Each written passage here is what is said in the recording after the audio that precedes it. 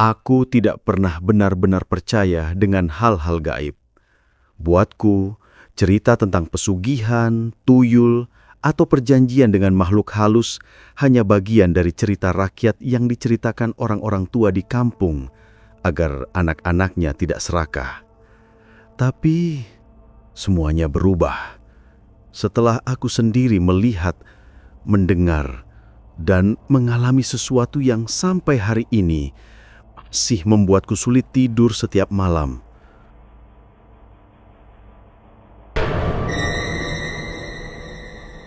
Namaku Raka. Aku lahir dan besar di sebuah desa kecil di lereng Gunung Lawu, Jawa Tengah. Desa kami termasuk desa yang makmur dan subur. Desa yang dikelilingi sawah luas, pepohonan jati, dan suara jangkrik yang selalu menemani malam. Kalau kau datang ke sana di tahun 90-an, kau akan melihat rumah-rumah kayu dengan atap rumbia, suara kentongan dari gardu, dan lampu teplok yang redup di setiap rumah. Semua tampak biasa saja, hingga suatu hari, seorang lelaki bernama Pak Darto tiba-tiba menjadi kaya raya dalam waktu singkat. Orang-orang desa dulu mengenalnya sebagai petani sederhana, tapi entah sejak kapan ia punya sawah luas, ternak ratusan, bahkan bisa membeli mobil bak yang waktu itu masih langka di desa kami. Awalnya semua orang mengira nasibnya sedang baik. Tapi sejak itu, hal-hal aneh mulai terjadi. Bayi-bayi di desa sering menangis tengah malam, uang receh tiba-tiba muncul di depan pintu rumah warga, dan beberapa orang bersumpah mereka melihat anak kecil tanpa busana, berkepala botak, berlari di pekarangan rumah Pak Darto menjelang subuh. Aku pikir itu cuma halusinasi orang kampung, sampai aku sendiri melihatnya dengan mata kepala.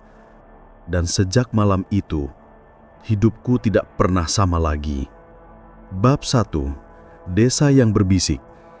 Tahun itu 1997.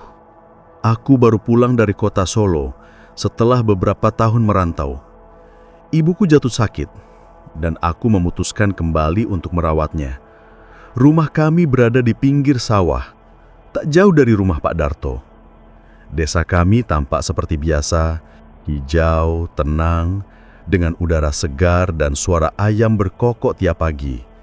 Tapi entah kenapa, suasana desa terasa berbeda. Orang-orang tampak enggan keluar malam. Anak-anak dilarang main ke jalan selepas maghrib, dan setiap aku melewati rumah Pak Darto, bulu kuduku selalu berdiri tanpa alasan. Rumah Pak Darto memang besar, paling besar di desa, berdinding bata, beratap genteng merah, dan di belakangnya ada lumbung tua yang katanya sudah ada sejak zaman Belanda. Lumbung itu dulu digunakan untuk menyimpan gabah, tapi sejak keluarga itu kaya, tak ada yang tahu untuk apa tempat itu sekarang. Kadang aku melihat lampu menyala dari dalam lumbung tengah malam. Kadang terdengar suara seperti anak kecil sedang bermain, padahal jelas-jelas anak-anak mereka sudah tidur di rumah. Suatu sore, aku duduk di warung kopi milik Butini, warung kecil di dekat jalan utama desa.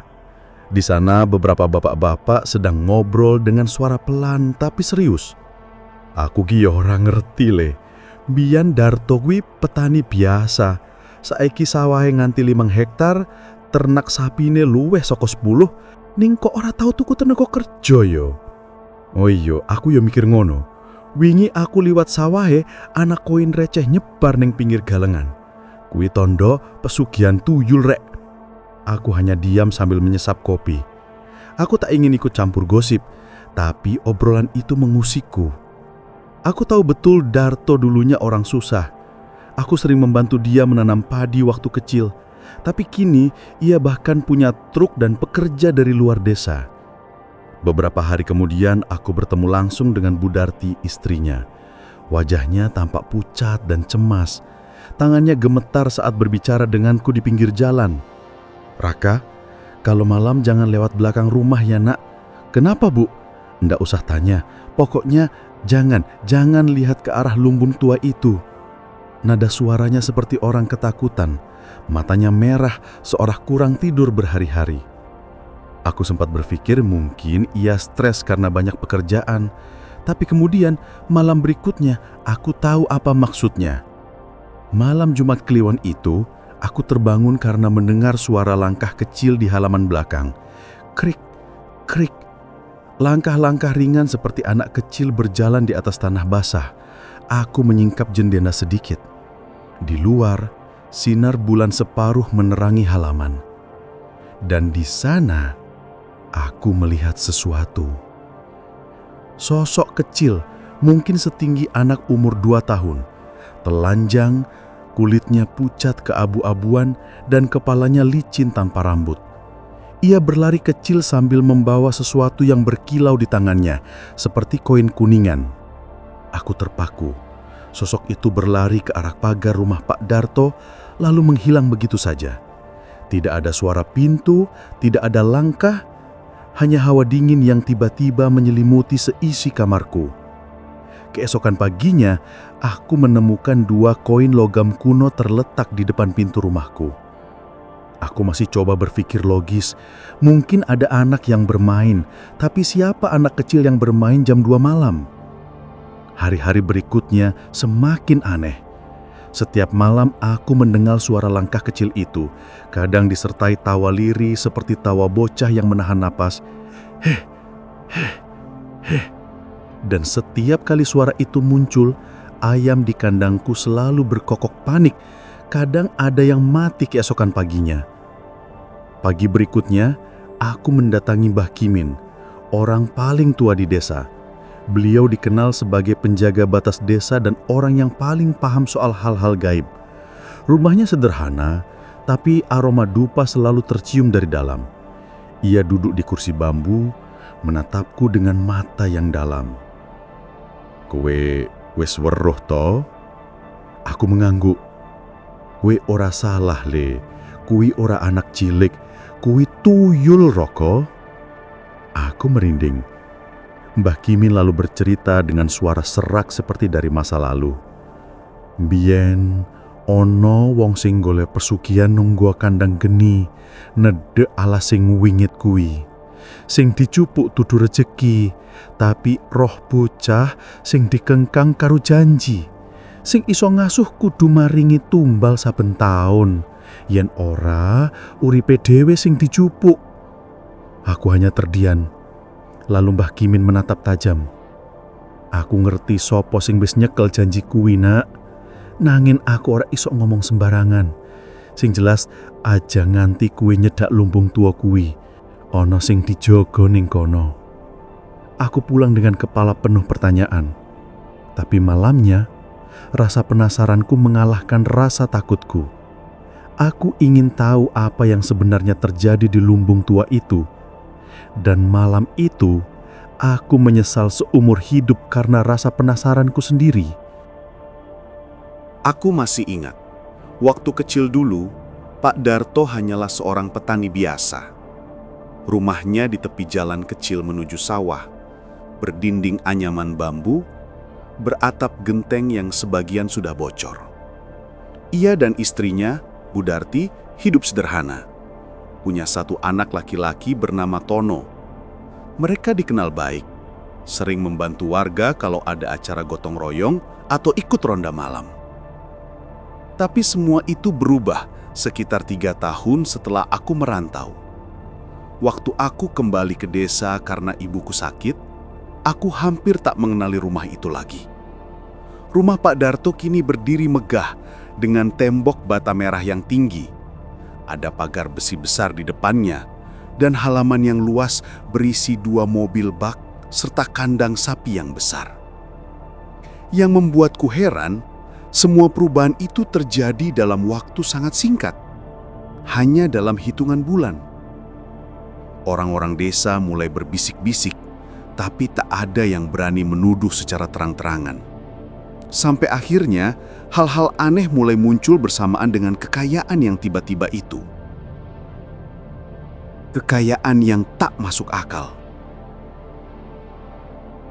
Setiap panen padi, sawah Pak Darto selalu menghasilkan hasil paling banyak. Padahal, pupuk dan air yang ia pakai sama seperti petani lain. Lebih aneh lagi, setiap kali ada petani lain menanam di sebelah sawahnya, tanamannya justru kering, seolah rezekinya disedot.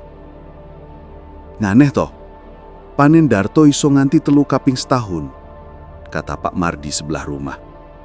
Padahal ndak ada irigasi khusus, lah iki sawahku malah gagal panen terus. Aku hanya mengangguk waktu itu, meski dalam hati aku mulai merasa ada yang tidak beres. Beberapa minggu kemudian cerita lain muncul. Bu Tini, pemilik warung, bilang kalau setiap dini hari ada bayangan orang keluar dari rumah Pak Darto berjalan ke arah belakang rumahnya, tepat ke lumbung tua, sambil membawa kendi dan dupa. Awalnya ia pikir itu hanya kebiasaan baru. Tapi suatu malam ia mendengar suara seperti anak kecil menangis pelan dari arah lumbung itu. Tangisan lirih seperti bocah kesepian diiringi suara tawa kecil yang membuat darahnya membeku. Keesokan harinya, halaman warungnya penuh uang receh. Koin logam kuno, sebagian berkarat, seolah dilemparkan dari langit.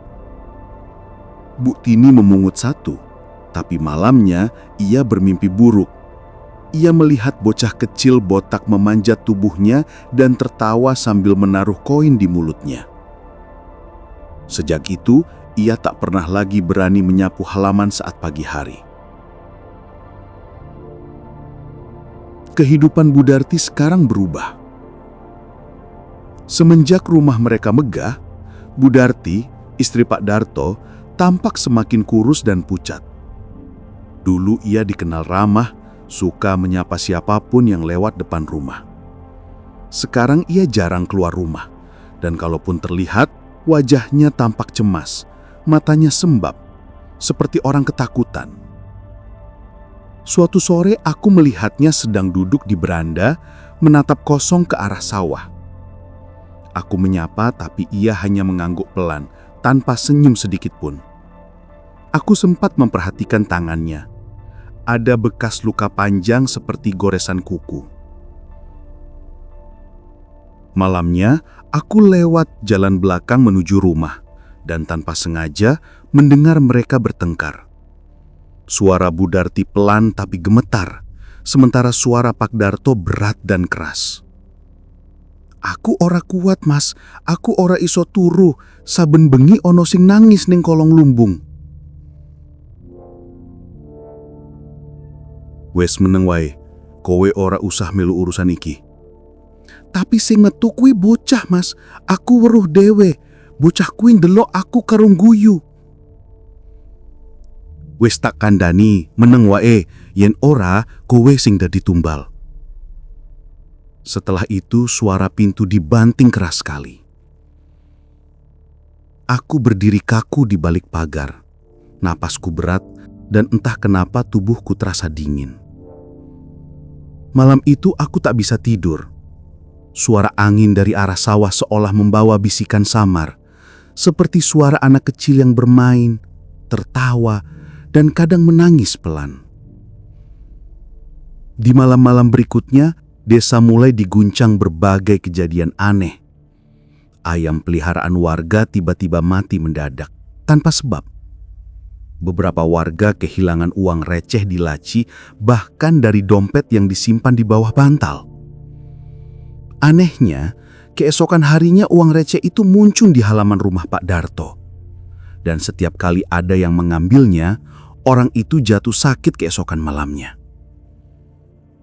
Ada seorang warga, Pak Sastro, yang pernah menantang Pak Darto secara terbuka. Ia berkata di depan banyak orang kalau kekayaan Pak Darto pasti dari pesugihan.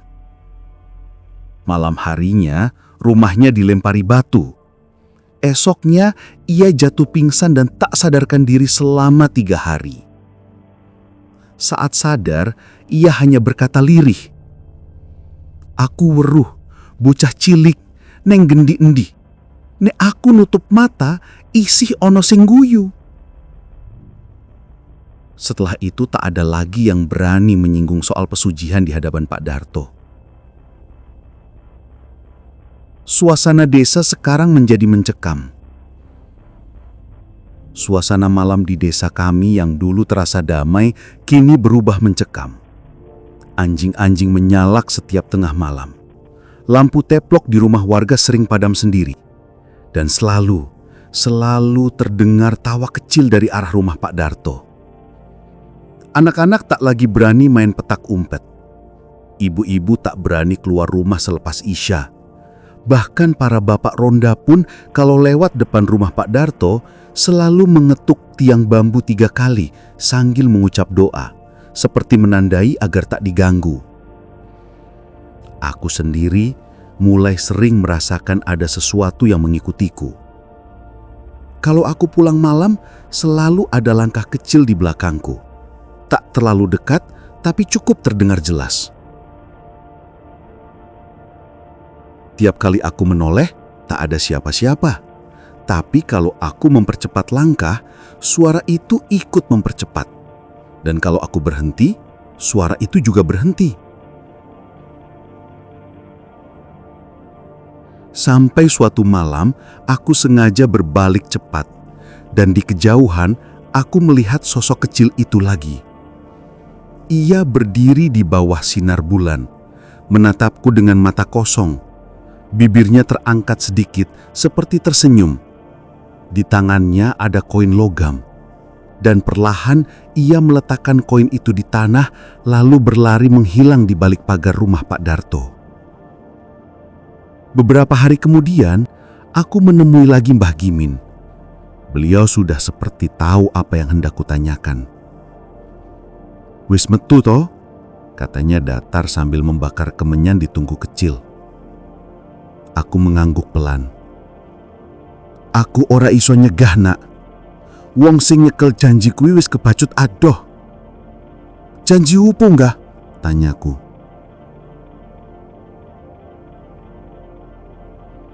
"Janji karo lelembut. Darto kuwi wis nanda tangan janji gaib. Kaya segi, tapi kudu ono tumbal saben taun. Yen ora, sing dijupuk nyawane dhewe." Aku tercekat mendengar itu. Lalu beliau menambahkan, "Ngen siati-oti Raka, kadang sing nyimpen tuyul ora sadar nek luwih kuwi wis orang manut.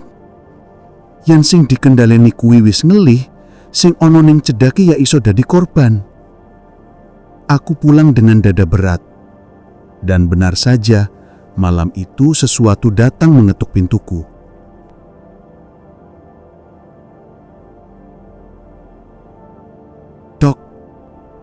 Dok, dok. Aku menahan napasku. Suara itu pelan, tapi berulang. Ketukan kecil seperti tangan bocah. Aku beranikan diri membuka pintu, pelan sekali. Tak ada siapa-siapa di luar. Hanya daun pisang bergoyang diterpa angin. Tapi di lantai depan pintu, ada 3 koin kuno berwarna hitam tersusun rapi membentuk segitiga. Dari dalam rumah, ibuku tiba-tiba menjerit. Katanya ia melihat bayangan anak kecil berlari di dekat dapur dan dari sana tercium bau amis yang tajam, seperti darah basi.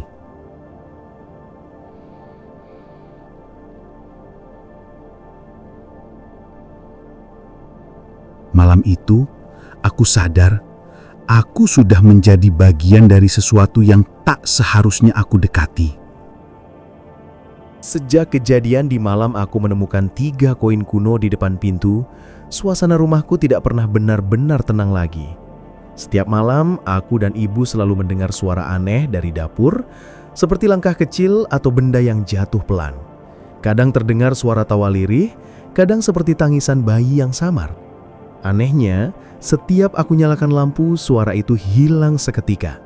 Tapi hawa dingin selalu tertinggal. Aku mulai tidur sambil memeluk Al-Quran pemberian ibu. Tapi bahkan doa-doa yang kuucapkan kadang tak cukup untuk mengusir perasaan diawasi itu. Aku tahu ada sesuatu yang terus mengintai kami. Sampai suatu malam ibu kembali bermimpi buruk. Ia menjerit keras hingga aku terbangun. Saat aku menenangkannya, tangannya gemetar hebat. "Raka, bocah itu datang lagi," katanya lirih. "Bocah siapa, Bu?" "Yang kepalanya botak. Dia masuk lewat jendela dapur. Dia Dia duduk di lantai dan menatap aku sambil menangis. Aku tahu saat itu semua ini tidak bisa dibiarkan lebih lama lagi. Keesokan paginya, aku memutuskan menemui Mbah Gimin lagi. Rumah Mbah Gimin berada di ujung desa, berdiri di bawah pohon beringin besar yang sudah berusia ratusan tahun. Dari luar, rumahnya tampak biasa, berdinding kayu, berlantai tanah, dengan aroma dupa dan minyak kelapa terbakar yang menyengat. Tapi begitu aku masuk, hawa di dalam terasa berat seperti ada kabut halus yang mengelilingi ruangan. Mbah Gimin duduk bersila di depan tungku kecil, di atasnya bara arang membara merah, dan di atasnya terbakar dupa yang mengeluarkan asap tebal melingkar. Ia tak menatapku, hanya berkata pelan, "Aku wis ngerti nak, sing ngintili kue kui dudu makhluk biasa." Aku pun mulai duduk di hadapannya, menunduk sopan. "Makhluk apa mbah?" "Tuyul, tapi sing iki wis ora manut marang tuane maneh. Wis jadi lepas, sing dikendalini wis ilang kendaline." Aku terdiam. Beliau lalu mengambil kendi kecil dari belakangnya, meneteskan minyak ke bara arang. Asapnya tiba-tiba berubah jadi kehitaman, dan dari dalam asap itu terdengar suara lirih seperti anak kecil menangis. Aku langsung merinding. "Kue ngerti Raka?" katanya dengan suara serak. "Makhluk iki asale saku guwa kandang geni. Ing kono akeh roh-roh bocah sing ora iso bali. Ana sing dijupulong kanggo dadi tuyul, digunakake kanggo ngumpulake rezeki, nanging kabeh kudu dibayar nganggo nyawa." Aku menelan ludah. Gua Kandang Geni. Aku pernah dengar tempat itu dari orang-orang tua. Katanya gua itu berada di tengah hutan bambu, jauh di belakang desa, dekat tebing tempat banyak orang jatuh dulu kala. Tak ada yang berani ke sana sejak dulu. Darto kui dadi wong sing kesirep keserakahane dheweke nyuwun rezeki, nanging ora ngerti yang sing dijupuk yaiku roh bocah sing digantung jiwane. Dadi tuyul dijangkung nganggo perjanjian. Aku mencoba bertanya, "Jadi makhluk iku yang datang ke rumah saya mbah?" Mbah Gimin mengangguk. "Yo, naning saiki sing kuwi wis ora manut maneh ngemarang Darto. Wis golek dalan jiweke. Yen wis kaya ngene, dheweke bakal ganggu sapa wae sing cedhak karo sumbere, lan kowe saiki wis kakean ngerti." Aku tercekak mendengar kalimat itu. Beliau lalu memandangku lama, matanya tajam sekali. "Kue kudu adus banyu jamasan lan ngelakoni tirakat sepisan.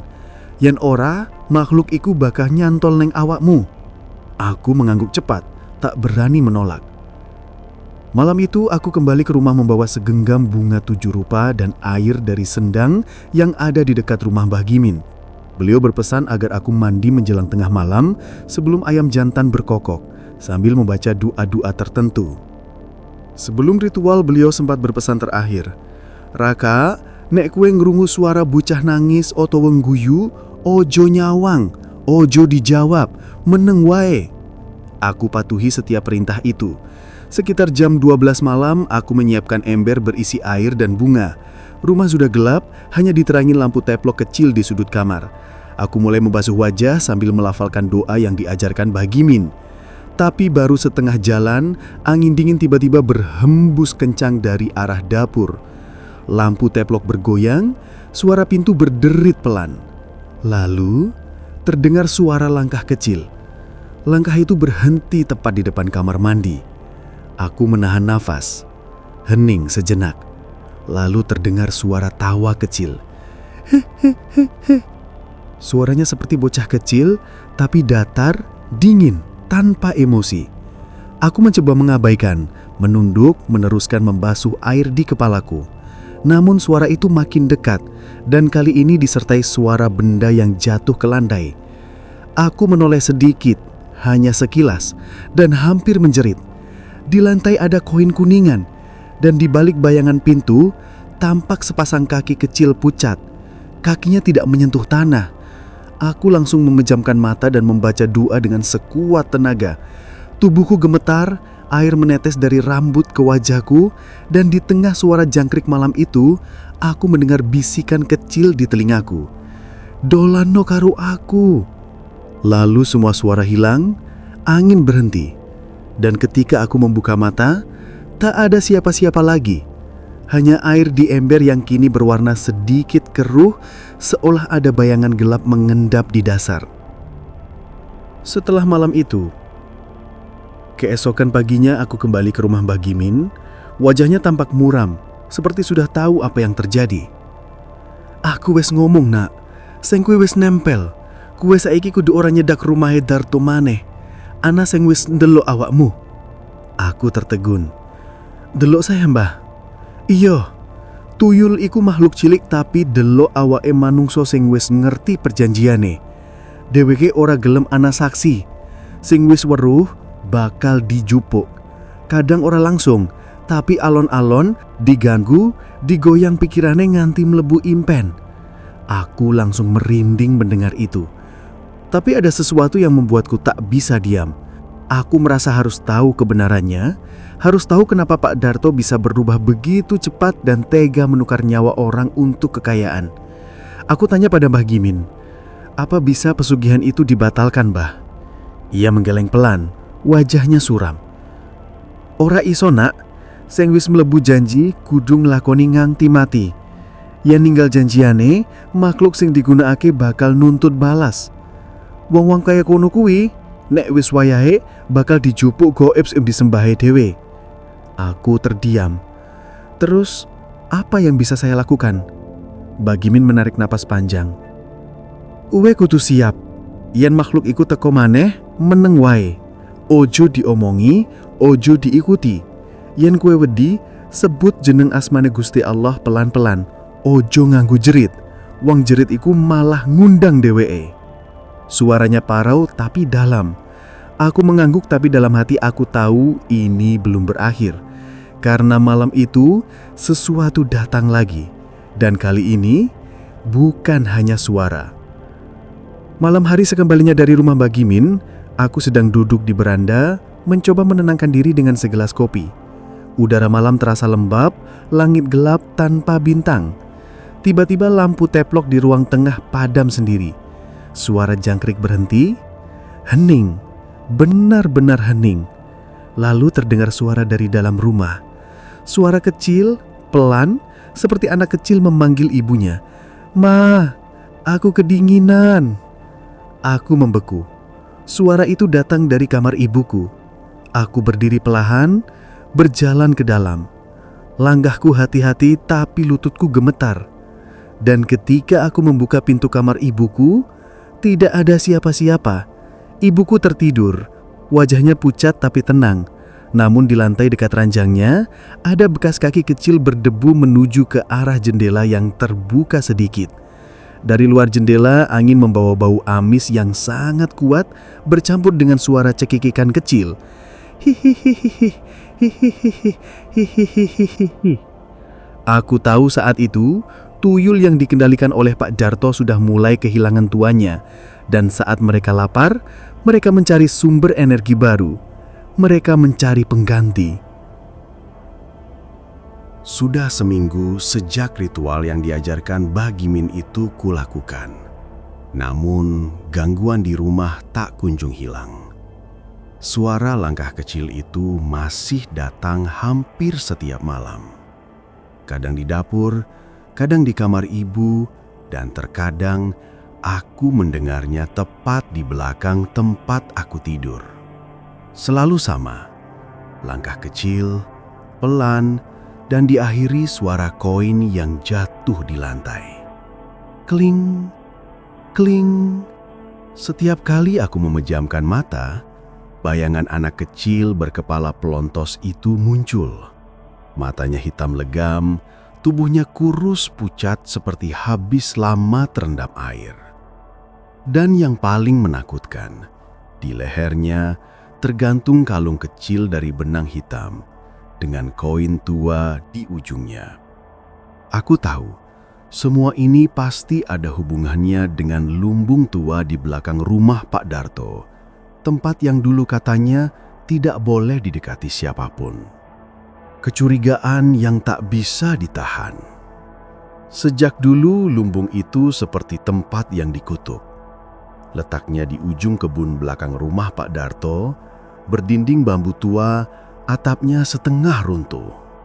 Orang-orang desa percaya di dalamnya ada punden kecil peninggalan zaman dulu. Tapi setelah Pak Darto menjadi kaya mendadak, tempat itu dikunci rapat. Tak ada yang boleh masuk, bahkan anaknya sendiri. Sampai akhirnya malam itu, rasa penasaran mengalahkan rasa takutku. Aku menunggu sampai malam benar-benar sunyi. Lampu rumah sudah padam, dan hanya cahaya rembulan yang menembus sela daun pisang. Aku melewati jalan tanah di belakang rumah, menelusuri pagar bambu yang memisahkan kebun dengan halaman Pak Darto. Setiap langkah terasa panjang. Tanah lembab, aroma daun basah bercampur dengan bau anyir samar, yang entah dari mana asalnya. Sesampainya di depan lumbung itu, hawa dingin menusuk kulit. Pintu kayunya tertutup rapat, tapi di sela papan ada celah cukup lebar. Aku mencoba mengintip, namun yang kulihat bukan gelap, melainkan nyala redup lilin di dalam. Ada seseorang di sana. Aku menahan napas, lalu menunduk lebih dekat. Dari balik celah itu, kulihat Pak Darto sedang duduk bersila dengan tubuh setengah telanjang memegang kendi kecil di tangan kanan dan sebuah koin di tangan kiri. Di depannya ada mangkuk tanah liat berisi darah ayam, dan di sebelahnya patung kecil berbentuk bayi yang kepalanya botak. Aku nyaris menjerit, tapi tanganku cepat menutup mulut sendiri. "Datanglah anak-anakku, sudah waktunya." Suara Pak Darto bergetar, pelan tapi terdengar jelas dari balik celah itu. Ia lalu meneteskan darah dari jarinya ke mangkuk itu. Dan saat tetes terakhir jatuh, lilin di depannya tiba-tiba padam sendiri. Seketika udara di sekitar lumbung menjadi dingin sekali. Hening, lalu terdengar suara seperti kuku mencakar tanah. Suara itu datang dari bawah lantai bambu. Prak, krak, krak. Aku merunduk lebih dalam, mencoba melihat sumber suara itu. Dari bawah lantai, muncul tangan kecil pucat. 1, 2, 3, seperti tangan-tangan anak kecil yang berusaha keluar dari bawah tanah. Aku hampir kehilangan akal saat melihat tangan-tangan itu memegang kaki Pak Darto. Ia tak menolak, justru menunduk sambil berbisik, "Jangan tinggalkan aku. Aku sudah beri kalian makan." Lalu, sesuatu yang tak bisa dijelaskan terjadi. Tangan-tangan itu menarik tubuh Pak Darto sedikit demi sedikit ke bawah lantai. Ia menjerit, tapi tidak lama karena jeritannya terputus begitu kepalanya tertarik ke dalam kegelapan. Suara kayu berderak, lilin padam seluruhnya, dan lumbung itu menjadi hening lagi. Aku terpaku, tubuhku gemetar hebat. Aku mundur perlahan, tapi langkahku menginjak ranting kering. Krak! Suara itu membuat sesuatu di dalam lumbung bergerak cepat ke arah pintu. Aku langsung berlari tanpa menoleh, menembus semak-semak, melewati kebun pisang, sampai akhirnya terjatuh di halaman rumahku sendiri. Dari jauh, aku sempat menoleh. Lumbung itu kini bergetar, dan di antara celah papan, kulihat cahaya merah berputar seperti api kecil. Lalu muncul bayangan kecil, berlari cepat ke arahku, lalu menghilang di tengah kabut. Pagi setelah malam itu. Keesokan paginya, kabar kematian Pak Darto menyebar di desa. Orang-orang menemukannya di dalam lumbung dalam keadaan mengerikan.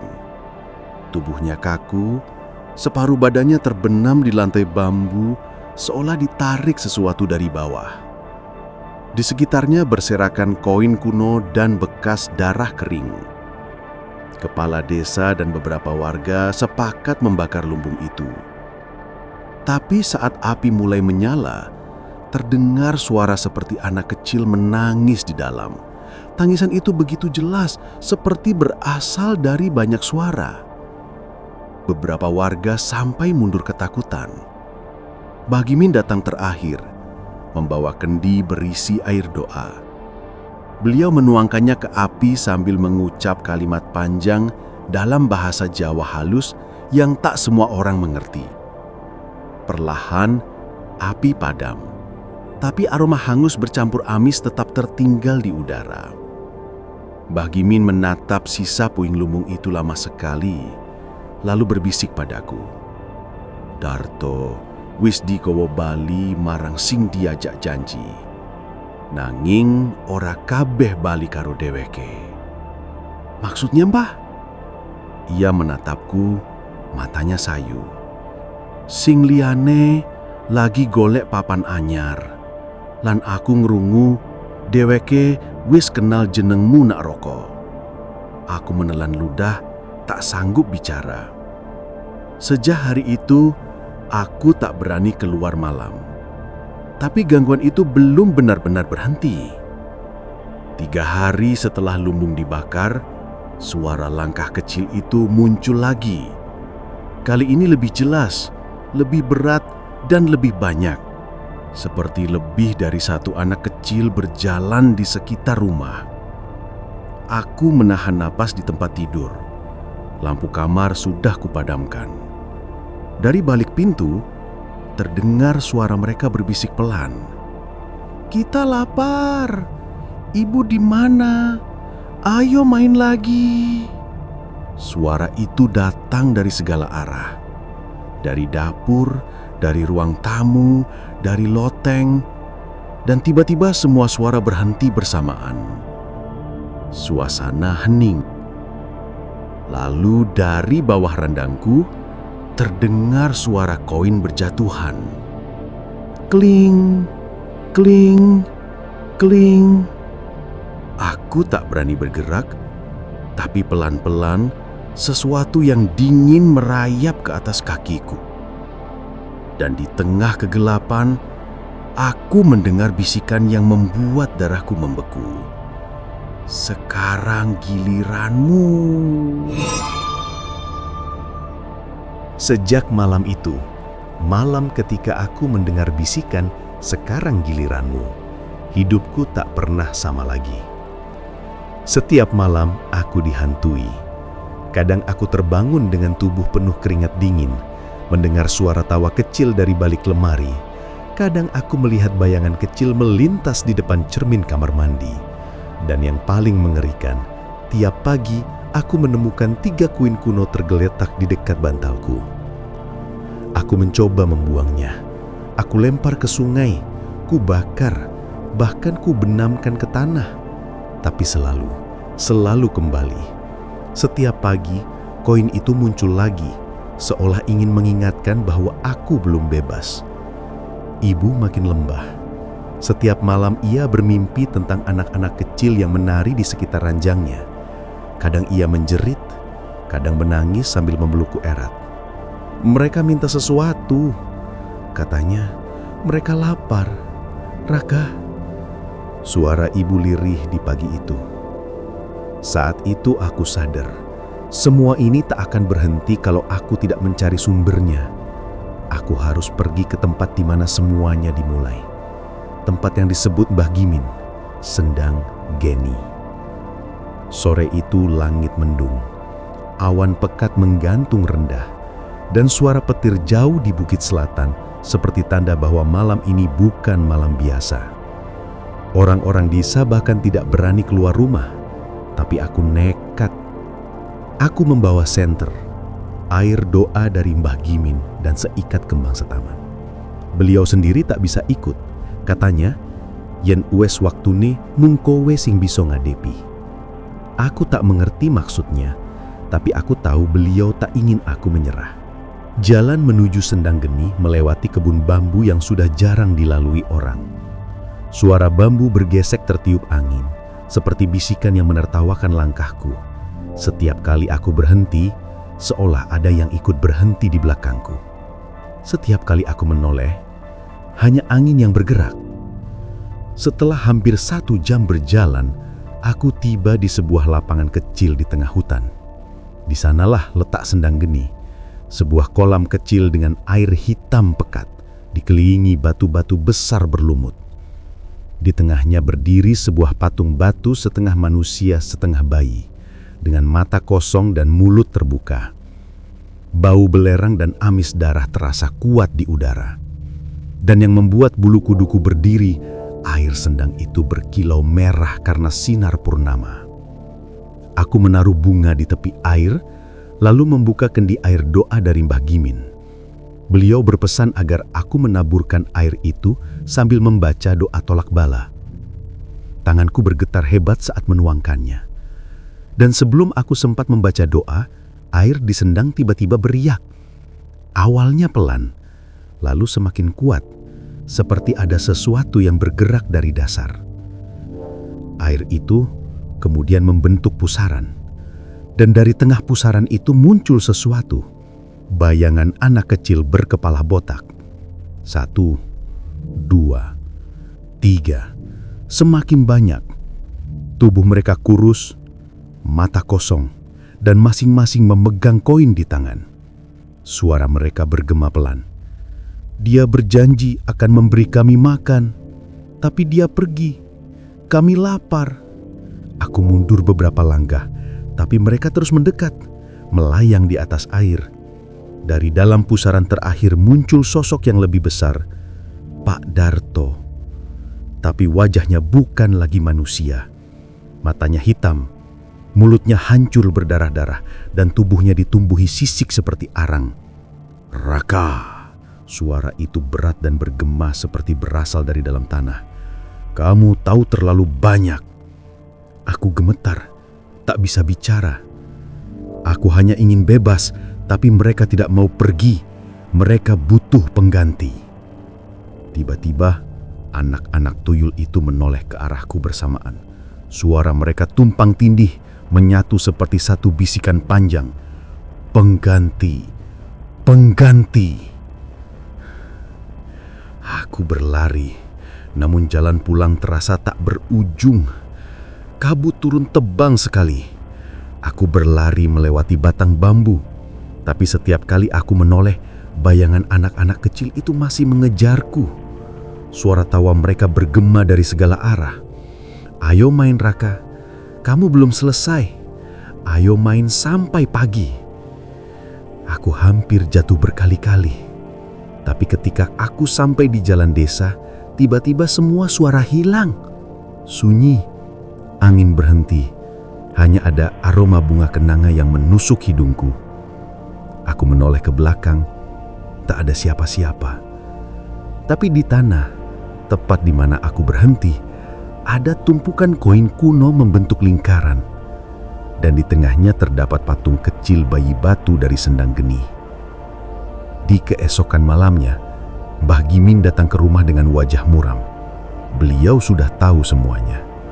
Tanpa banyak bicara, beliau menaburkan garam dan kembang 7 rupa di sekeliling rumah. Kowe wes ndelok dunyane wong sing digawa gaib, nak. Sing kowe weruh kuwi dudu mimpi nanging lawang antarane jagat. Aku tanya dengan suara gemetar. Apa mereka masih mengikutiku, Mbah?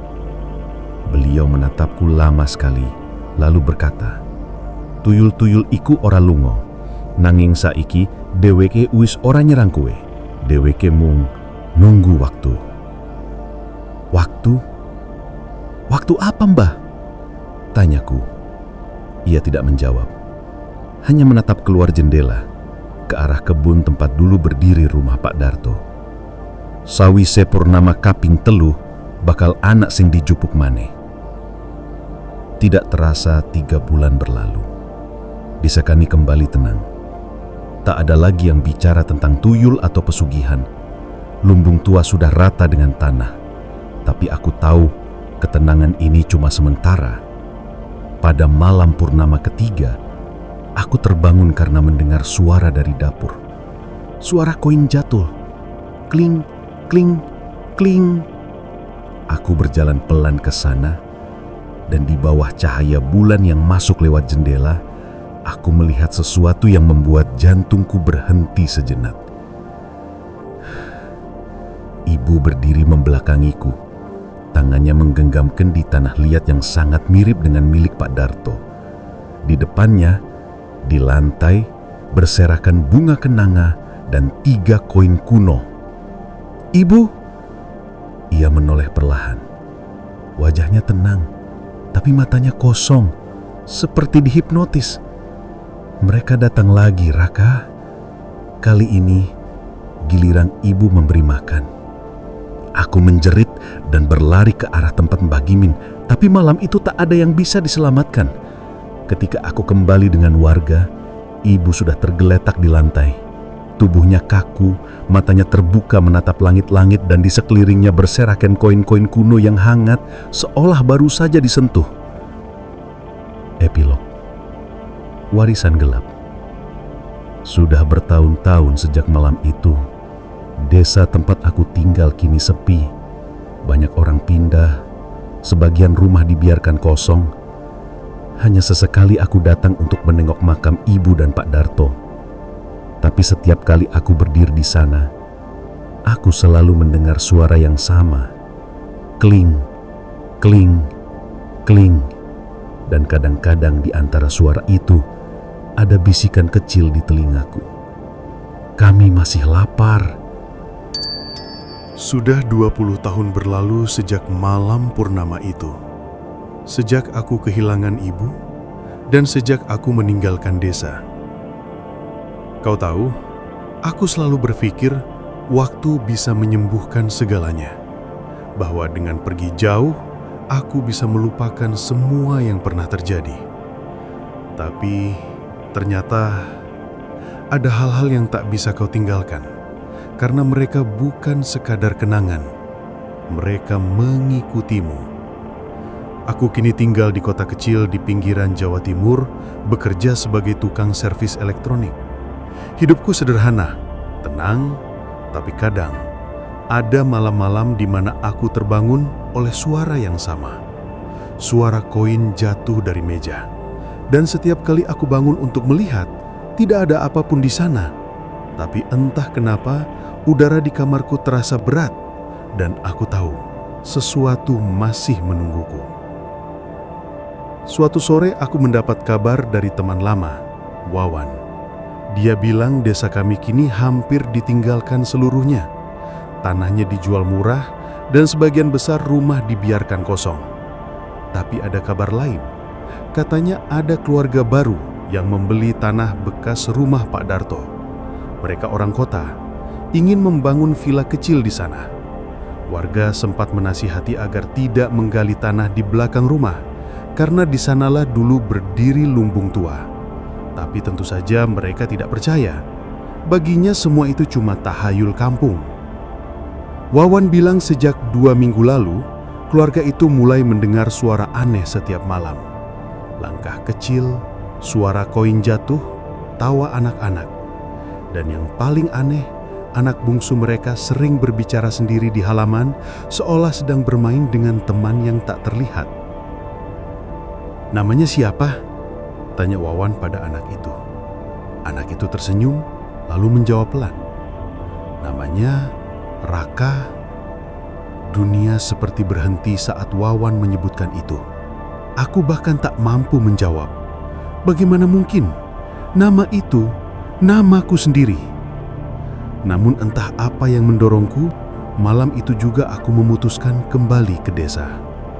Perjalanannya panjang, sunyi, dan selama di bus, aku seperti dihantui oleh suara jangkrik yang sama seperti dulu. Ketika aku tiba di gerbang desa, semuanya terasa aneh. Rumah-rumah kosong, catnya terkelupas, dan di udara tercium bau lembab bercampur amis. Aku berjalan menyusuri jalan tanah menuju lokasi rumah lamaku. Dan di sana, tepat di belakang reruntuhan rumah Pak Darto, aku melihat pondasi baru. Rumah bata setengah jadi milik keluarga baru itu. Tapi yang membuatku terpaku adalah lumbung kecil di sudut kebun. Mereka membangun kembali tempat itu dengan bentuk yang sama persis seperti dulu. Dari dalam lumbung itu, samar-samar terdengar suara, seperti anak-anak bermain. 1, 2, 3, ayo sembunyi. Aku menelan ludah. Langkahku berat saat mendekat, tapi rasa penasaran mengalahkan rasa takutku. Ketika aku membuka pintu bambu itu sedikit, angin dingin langsung menerpa wajahku dan bau amis yang sangat familiar menyengat hidungku. Di dalam lumbung tidak ada siapa-siapa, hanya tumbukan karung padi dan peralatan tani. Tapi di tengah lantai tanahnya, aku melihat sesuatu tertanam sebagian. Benda bundar, kusam, seperti koin kuno. Aku jongkok dan mencoba menggali sedikit. Dan saat jari-jariku menyentuhnya, suasana di sekitar langsung berubah. Angin berhenti, suara jangkrik terdiam. Lalu dari dalam tanah terdengar suara napas kecil. Aku mundur cepat, tapi tanah di depanku mulai retak. Dari celah itu, keluar tangan kecil pucat, memegang koin yang sama dengan yang kulihat 20 tahun lalu. Dan di belakangku, dari bayangan dinding, muncul bayangan anak kecil berkepala botak, matanya kosong, kulitnya kelabu. Kami sudah menunggu lama, Raka. Aku ingin berteriak, tapi tubuhku kaku. Semua kenangan tentang malam di Sendang Geni tiba-tiba muncul kembali di kepalaku. Tuyul-tuyul itu tak lagi sekadar bayangan. Mereka nyata. Mereka lapar. Dan kali ini, mereka mengenaliku. Aku berlari ke rumah Mbah Gimin, atau setidaknya ke tempat rumahnya dulu berdiri. Tapi rumah itu sudah roboh. Hanya ada batu nisan kecil bertuliskan nama beliau. Aku berlutut, menatap tanah itu dengan mata berair.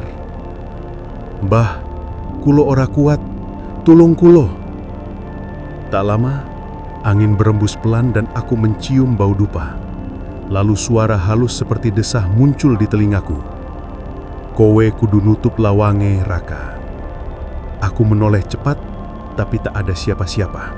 Namun aku tahu itu suara Mbah Gimin. Aku harus menutup pintu antara dunia ini dan dunia mereka di Sendang Geni. Malam itu juga aku berjalan ke sana. Sendang Geni kini hampir tertutup lumut dan ilalang, tapi airnya tetap hitam. Aku menaburkan sisa bunga setaman yang masih kubawa sejak dulu, lalu melempar koin yang kutemukan di lumbung ke tengah air. Tiba-tiba, air itu mendidih. Asap tebal keluar, dan dari dalamnya muncul sosok-sosok kecil itu lagi. Tapi kini lebih banyak, lebih jelas. Mereka menatapku dengan mata kosong. Kami tidak bisa kembali tanpa pengganti. Kau satu-satunya yang tahu perjanjian ini. Aku menutup mata, mengangkat kendi air doa yang tersisa, dan meneriakkan nama Tuhan sekeras-kerasnya. Air dari kendi itu tumpah ke sendang dan dari dalam pusaran terdengar jeritan panjang, ratusan suara anak kecil yang memekakkan telinga. Tanah bergetar, air meluap, dan aku terlempar terjatuh ke tanah. Ketika aku membuka mata, sendang itu sudah mengering. Tak ada air, tak ada suara, hanya tanah retak dan aroma dupa yang samar. Sejak malam kejadian itu, aku tidak pernah mendengar suara koin jatuh lagi. Rumah baru di desa itu ditinggalkan, keluarga yang membangun villa pergi entah kemana. Desaku kini benar-benar seperti desa mati. Tapi kadang, kalau kau datang ke sana pada malam bulan purnama, berdiri di tepi bekas sendang itu, kau bisa mendengar suara samar dari bawah tanah. "Main, ayo main sama kami." Dan jika kau cukup lama diam di sana, mungkin kau akan menemukan 3 koin kuno di bawah kakimu. Terima kasih telah menyimak sampai akhir. Tetaplah waspada, karena perjalanan berikutnya akan membawa kita lebih dalam lagi ke dalam kegelapan.